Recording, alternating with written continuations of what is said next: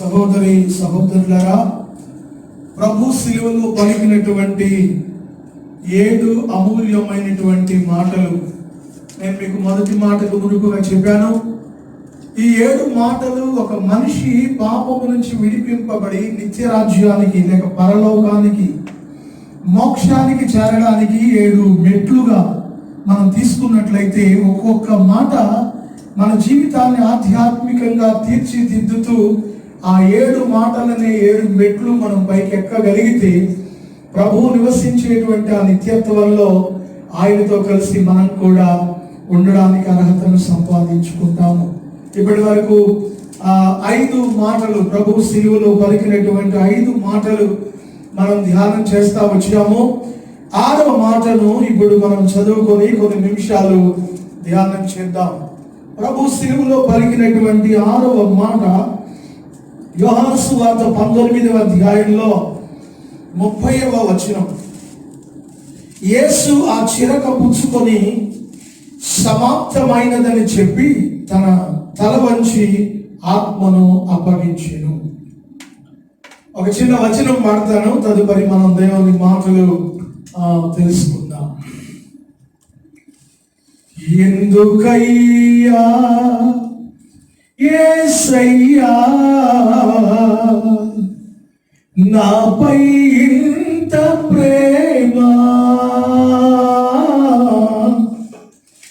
ఎందుకయ్యా యేసయ్యా నాపై ఇంత ప్రేమ, పాపిని నా కొరకు నీకు ఏల సిలువ శ్రమ, పాపిని నా కొరకు నీకు ఏల సిలువ శ్రమ,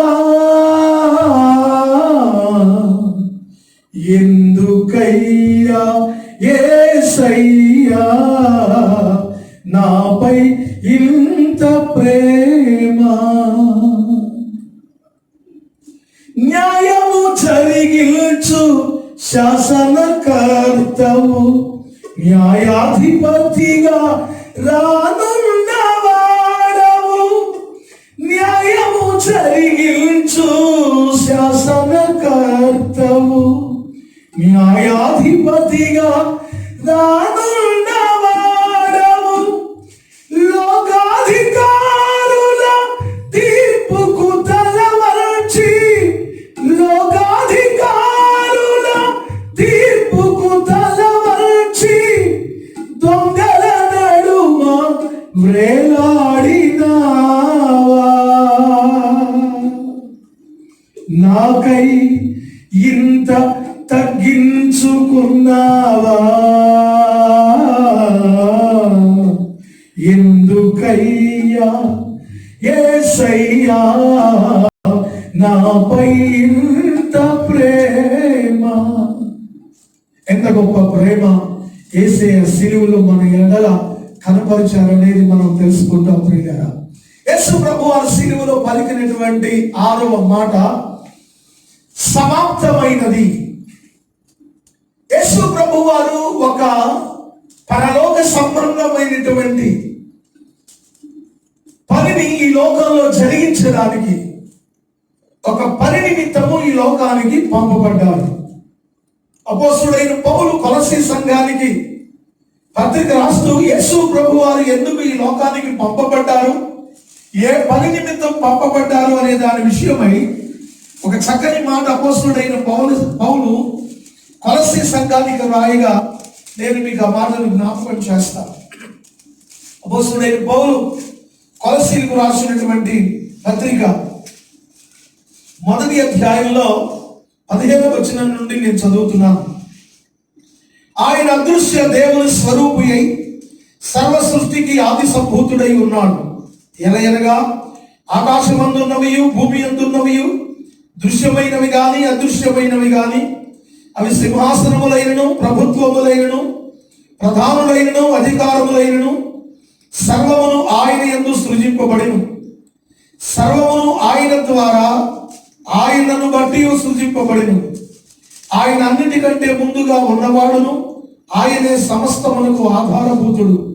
సంఘము అను శరీరమునకు ఆయనే శిరస్సు.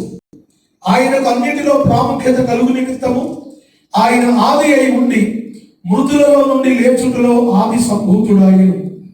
ఆయన యందు సర్వ సంపూర్ణత నివసింపవలననియు ఆయన శిలువ రక్తము చేత సంధి చేసి ఆయన ద్వారా సమస్తమును, అవి భూలోకమందున్నవైనను పరలోకమందున్నవైనను, వాటన్నిటినీ ఆయన ద్వారా తనతో సమాధానపరుచుకొనవలెననియు తండ్రి అభీష్టమాయను. ఈ భాగం ఇన్ని వచనాలు చదివించడం మీరు పూర్తిగా మీకు అర్థం కావాలని అన్ని వచనాలు చదివించాను.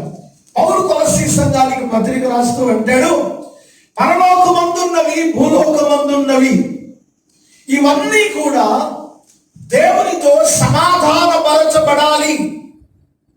అంటే పరలోకంలో సమాధానం లేని స్థితి ఉన్నట్లుగా ఆ వాక్యం మనకు తెలియజేస్తా ఉంది. భూమి మీద కూడా సమాధానం లేనట్లుగానే వాక్యం మనకు తెలియజేస్తుంది. పరలోకంలోనూ భూలోకంలోనూ సమాధానము కలగాలని దేవుడు యేసు క్రీస్తుగా ఈ లోకానికి వచ్చి ఆయన శిలువలో రక్తము కాల్చుట ద్వారా, ఆయన కాల్చిన రక్తము ద్వారా భూలోకములోను పరలోకములోను సమాధానము కలగాలనేది తండ్రి అయిన దేవుని యొక్క కోరిక. అభీష్టము అంటే కోరిక.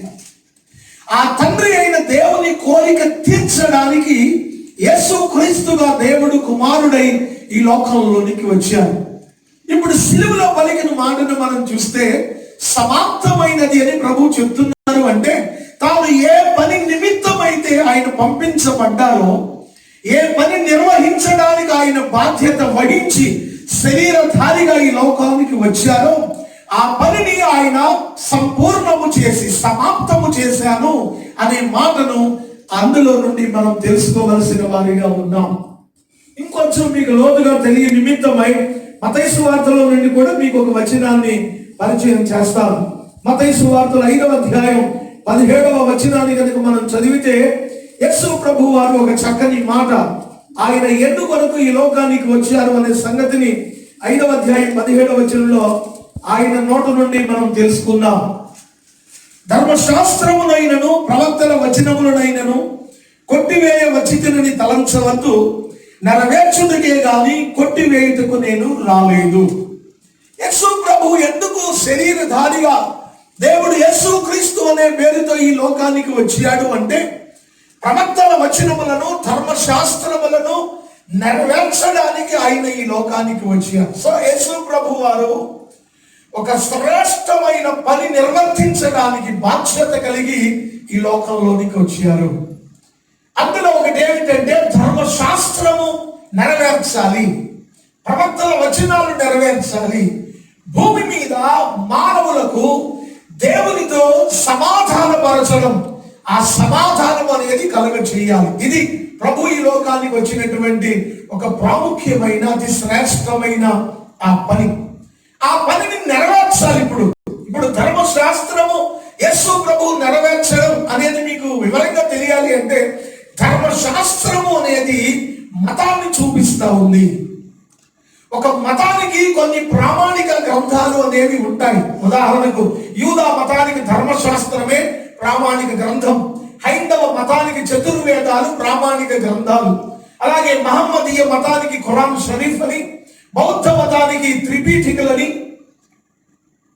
జైన మతానికి ఆరామాలని, ఇలా ఆయా మతాలకు కొన్ని ప్రామాణిక గ్రంథాలు అనేవి ఉంటాయి. ఆ మత గ్రంథాల ద్వారానే ఆ మతాలు స్థాపించబడి కొనసాగించబడతాయి. ఇప్పుడు ధర్మశాస్త్రము యూదుల మతానికి ప్రామాణిక గ్రంథం. ఈ యూదా మతంలో ఆ గ్రంథం ఏం చెప్తుంది అంటే, ఇదిగో పాపము చేసిన వాడు తన పాపము నుండి విడిపించబడడానికి నిర్దోషమైనటువంటి ఒక గొర్రె పిల్లను వధించి దాని రక్తాన్ని చిందించాలి. నిర్గమాకాండం 12వ అధ్యాయంలో కూడా ఇశ్రాయేలీయులు పస్కాను ఆచరించినప్పుడు ఆ పస్కా బలి పశువుల గురించి 12వ అధ్యాయంలో చెప్పబడిన మాట ఏమిటంటే, నిర్దోషమైన ఏడాది మగ పిల్లను మీరు వధించాలి. ఇప్పుడు ధర్మశాస్త్రం ఏం చెప్తుంది అంటే, మనిషి పాపాన్ని పోగొట్టుకోవడానికి ఒక పవిత్రమైన లేక నిర్దోషమైన ఆ యొక్క బలి పశువు యొక్క రక్తాన్ని చిందించాలి. అలా చిందించడం ద్వారా, చిందించబడిన రక్తము ద్వారా ఆ పాప యొక్క పాపము నుంచి విముక్తి పొందుతాడు అనేది మతం చెప్తూ ఉంది. మన హైందవ సాంప్రదాయంలో కూడా, మన హైందవ మత సాంప్రదాయంలో కూడా జంతు బలులు అనేవి అందుకే ఏర్పాటు చేయబడ్డాయి. అయితే ఇప్పుడు ధర్మశాస్త్రమును బట్టి చూస్తే, ధర్మశాస్త్రము అనేది మానవుణ్ణి పాపము నుండి నిలవరింప చేయడానికి జంతువులను బలిస్తున్నప్పటికీ కానీ, ఈ మతము అనబడినటువంటి ధర్మశాస్త్రం జంతు బలుల వలన మానవునికి విమోచన కలగ చేయలేకపోయింది. ఎందుకు కలగ చేయలేకపోయింది అంటే, మానవుడు జంతువును బలి ఇవ్వడానికి అయితే ఇష్టపడుతున్నాడు తప్ప పాపం నుండి బయటకు రావడానికి అతనికి ఇష్టం లేదు. కనుక మానవుడు ఆ మతాన్ని అడ్డం పెట్టుకొని జంతువులను చంపుతున్నాడు, పాపాన్ని మాత్రం కొనసాగిస్తా ఉన్నాడు. కనుక ఇప్పుడు మతం అనేది లేక ధర్మశాస్త్రం అనేది మానవుడిని పాపం నుండి విమోచించలేకపోయింది. అందుకే అపోస్తలుడైన పౌలు రోమపత్రిక 8వ అధ్యాయంలో ధర్మశాస్త్రము దేనిని చేయజాలకపోయేనో దానిని దేవుడు చేసెను అంటాడు. అంటే ఇప్పుడు మతం అనేది మానవుని రక్షించడానికి లేక పాపము నుండి విమోచించడానికి మతం వల్ల కాలేదు, ధర్మశాస్త్రం వల్ల కాలేదు. ధర్మశాస్త్రాన్ని మానవుడు నెరవేర్చలేకపోతా ఉన్నాడు. ఈ ధర్మశాస్త్రము మానవుడు నెరవేర్చలేనందువలన మానవునికి భారమై, అది శాపమై, అది పాపమై మానవుణ్ణి కృంగదీయడం అనేది మనం చూస్తా ఉన్నాము. ఇప్పుడు మానవుడు నెరవేర్చలేనటువంటి ఆ ధర్మశాస్త్రాన్ని యేసు ప్రభు వారు నెరవేర్చడానికే ఈ లోకానికి వచ్చారు. అందుకే యేసయ్య చెప్పాడు, నేను ధర్మశాస్త్రాన్ని నెరవేర్చడానికే వచ్చాను. అయితే ఇప్పుడు ధర్మశాస్త్రం అనేది క్రీస్తులో ఎలా నెరవేర్చబడింది, ఎలాగో ఆయన పనిని సంపూర్ణం చేశాడు, ఎప్పుడు ఎలాగో ఆ పనిని సమాప్తం చేశాడు అని మనం చూస్తే, ధర్మశాస్త్ర ప్రకారము పాపి కొరకు వధించబడవలసినటువంటి ఆ బలి పశువు లేక ఆ ఎక్కిన పశువు అనేటువంటి ఆ బలి పశువు ఏదైతే ఉన్నదో, నెంబర్ 1 అది నిర్దోషమైనదై ఉండాలి అని వ్రాయబడింది. అపోస్తలుడైన పౌలు హెబ్రీ సంఘానికి పత్రిక రాస్తూ 7వ అధ్యాయంలో అంటాడు, నిర్దోషి, పవిత్రుడు, నిర్దోషి, నిష్కల్మషుడు, పాపులలో చేరక ప్రత్యేకముగా ఉండినవాడు అని యేసు ప్రభువుని గురించి సాక్ష్యం చెప్తా ఉన్నాడు. ఎవరు యేసు క్రీస్తు అంటే ఆయన పవిత్రుడు, నిర్దోషి. ఆ వధించబడవలసిన ధర్మశాస్త్ర ప్రకారము మానవుని పాపము నుండి విడిపించడానికి వధింపబడవలసిన గొర్రె పిల్ల నిర్దోషమైనది. ఇప్పుడు ఇక్కడ ఎవరు ఈ గొర్రె పిల్ల? యోహాను సువార్త 1వ అధ్యాయం 36వ వచనం ప్రకారం యేసు ప్రభువుని గురించి యోహాను చెప్తా ఉన్నాడు, ఇదిగో లోక పాపములను మోసుకొని పోవు దేవుని గొర్రె పిల్ల. It's not a ordinary lamb, it is the lamb of God. ఇది మామూలు గొర్రె పిల్ల కాదు. మామూలు గొర్రె పిల్ల రక్తం కారిస్తే మానవుడు పాపం నుంచి విమోచన పొందలేదు. కానీ ఇప్పుడు ధర్మశాస్త్రాన్ని నెరవేర్చడానికి యేసు ప్రభువు కూడా గొర్రె పిల్ల లాగానే ఈ లోకానికి వచ్చాడు. ఆ గొర్రె పిల్ల నిర్దోషమైనదై ఉండాలి. యేసు ప్రభువు నిర్దోషి అని పౌలు సాక్ష్యం చెప్తా ఉన్నాడు. పౌలే కాదు, గెరాసేన దేశంలో అడుగు పెట్టగానే శాన దెయ్యాలు పట్టిన వాడు పరిగెట్టుకొని వచ్చి చెప్పాడు, సర్వోన్నతుడైన దేవుని కుమారుడు అంటే ఏ లోపం లేనివాడు. రోమా గవర్నర్ అంటాడు, ఈయనలో నాకు ఏ దోషం, ఏ పాపం కనిపించడం లేదు అని చేతులు కడుక్కున్నాడు. రోమా గవర్నర్ భార్య, ఆయన నీతిమంతుడు, ఆయన జోలికి వెళ్ళవద్దు, కలలో నేను హెచ్చరింపబడ్డాను అని చెప్పింది. యేసు ప్రభువే చెప్పాడు, నాలో పాపం ఉన్నదని మీలో ఎవరైనా స్థాపించగలిగితే రండి అన్నాడు. ఆయన మీద నేరం మోపాలనుకున్న వాళ్ళకి ఆయనలో నేరం దొరకలేదు అని యూదులు సాక్ష్యం చెప్తా ఉన్నారు.